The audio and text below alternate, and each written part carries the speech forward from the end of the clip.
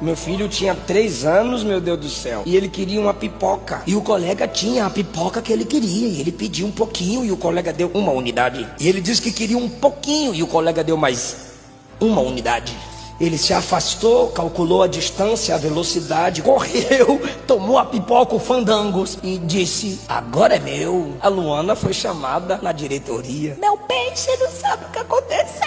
Falei: o quê? A diretora me chamou pra secretaria. Falei: o menino não é Nutella não, bora ver o que tá acontecendo. E fomos. Chegou lá, a professora já começou: nós agradecemos pela oportunidade que nos é dada para educar seus filhos. Eu disse: não, eu não lhe dou oportunidade para educar meus filhos, quem educa somos nós.